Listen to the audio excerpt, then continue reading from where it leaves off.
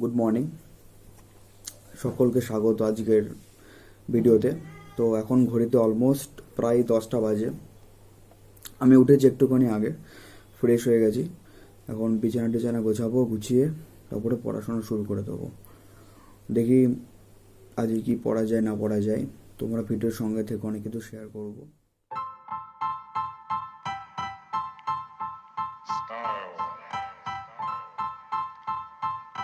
Style is the answer to everything. A fresh way to approach a dull or dangerous thing. To do a dangerous thing with style is what I call art.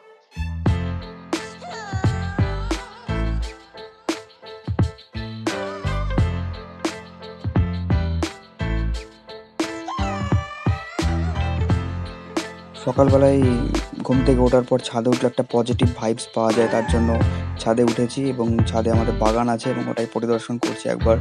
সকালবেলায় সবুজ গাছপালা দেখলে মনে একটা আলাদা তৃপ্তি আসে, সেই জন্যই ওপরে আসা এবং এগুলোকে দেখা। আর এই পরিচর্যা বাবাই করে, বাবাই এগুলো দেখাশোনা করে। সব অনেক রকম গাছপালা আমাদের ছাদে আছে। আর আজকে সকালে অনেক রোদ খুবই কম আছে, রোদ সেরকম ওঠেনি, তাই ছবিটা ভালো করে তুলতে পারছি, ঠিক আছে। আর আজকে সকালে আকাশটা খুবই সুন্দর, একদম পুরো শরৎকাল আকাশের মতো লাগছে। ওপর থেকে আসলাম, এসে এখন একটু চা বানাবো। চাটা বানিয়ে তারপরে একবারে পড়তে বসবো, কারণ সকালবেলায় একটু চা খেতেই হবে পড়তে বসার আগে, যাতে মাইন্ডটা ফ্রেশ হয় একদম। এখন তাই চাটা বানিয়ে নিচ্ছি।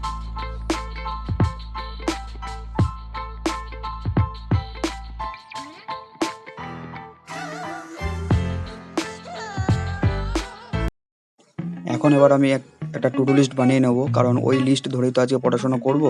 তা ওটা বানানো খুবই জরুরি, ওটা বানিয়ে নেবো এখন।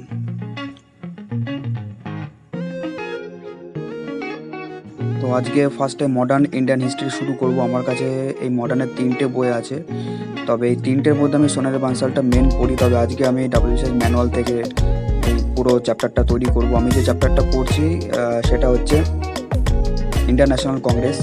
জাতীয় কংগ্রেসের বিভিন্ন সভাগুলো কোথায় কি হয়েছে না হয়েছে, কোথায় কে প্রেসিডেন্ট ছিল, সব এগুলো করে ফেলবো আজকে।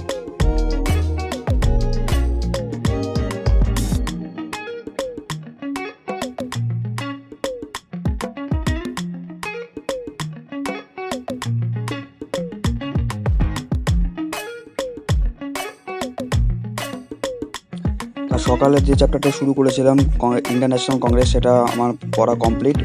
বিশেষ করে সেশনগুলো পড়া কমপ্লিট এবং কে কোথায় প্রেসিডেন্ট ছিল সেটাও কমপ্লিট, এবং এক্সট্রা ইম্পর্টেন্ট পয়েন্টগুলো তা আমি সেগুলো সব দাগিয়ে নিয়েছি। আর এক্সট্রা নোটগুলো আমি এখন লিখে রেখেছি, ওগুলো খুব ইম্পর্টেন্ট, পরে রিভাইজ করার সময় আরও হেল্প হবে ওগুলোকে আরও ভালো করে মনে রাখতে। তা আমিও তোমাদের সাজেস্ট করবো যে তোমরা কিছু পড়ার পরে এভাবে স্টিকি নোট করে ওপরে লিখে রাখতে, কারণ এগুলো করলে পড়া আরও ভালো করে মনে থাকে।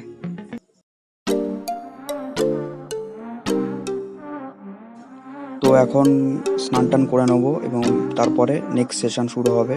স্নান টান করে পুজো দেওয়ার পরে খেয়ে পরে সেশনটা শুরু করবো।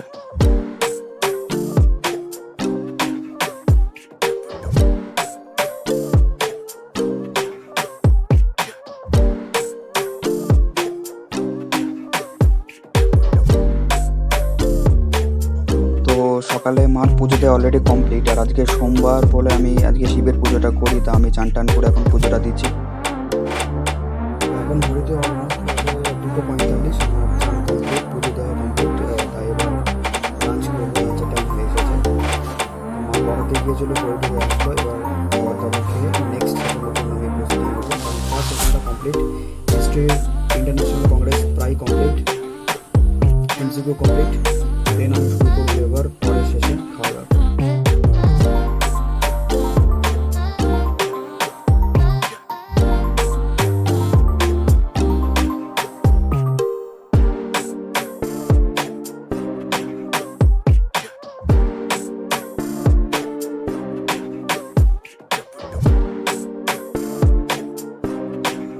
তো দুপুরবেলায় খাওয়া দাওয়ার পর একটু ঘুমিয়েছিলাম, তাও মোটামুটি প্রায় 1.5 ঘন্টা। তা ঘুম থেকে উঠে একটু ছাদে এসেছি, একটু হাঁটাচলা করছি এবং এই গাছের ছবিগুলোকে তুলছি, ভিডিওগুলোকে তুলতে খুব ভালো লাগে, কারণ এগুলো ক্যামেরাবন্দি করলো নিজের মনটাও খুব ভালো লাগে, ঠিক আছে। এবং এরপরে গিয়ে পড়তে বসবো, দেখা যাক। পড়তে বসে কোনটা শেষ করা যায়। এখন এই ভিডিওগুলো তুলি।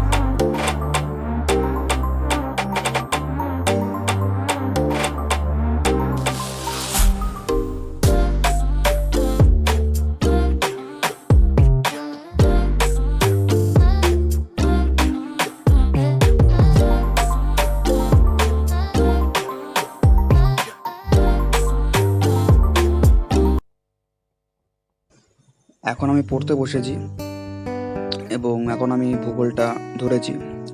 ওয়েস্ট বেঙ্গল জিওগ্রাফি বা পশ্চিমবঙ্গের ভূগোলটা পড়বো এখন। ফার্স্ট চ্যাপ্টারটা পশ্চিমবঙ্গের ভূগোলের অবস্থান, ফিজিওগ্রাফি, এই চ্যাপ্টারটা আজ কমপ্লিট করব এবং এর উপরে পরবর্তীতে এমসিকিউ করব। চ্যাপ্টারটা খুব ইম্পর্টেন্ট। এই চ্যাপ্টার থেকে WBCS প্রিলিমস, মেন্স এবং যে কোনো এক্সামে কোশ্চেন আসতে পারে, যেগুলো মানে ওয়েস্ট বেঙ্গল রিলেটেড পরীক্ষা, সেন্ট্রাল পরীক্ষায় না, সেন্ট্রাল পরীক্ষায় মানে যেগুলো ইম্পর্টেন্ট সেগুলো আসে, ঠিক আছে। বাট বিশেষ করে স্টেটের পরীক্ষার ক্ষেত্রে খুব ইম্পর্টেন্ট এই চ্যাপ্টারটা। আর সেন্ট্রাল বা স্টেটের যে কোনো এক্সাম দেওয়ার জন্যই ভূগোল বিষয়টাই ইম্পর্টেন্ট, ঠিক আছে। তা এখন পশ্চিমবঙ্গের এই ভূগোলটা আমি করে নেবো, করে তারপর আমি এমসিকিউটা সলভ করবো।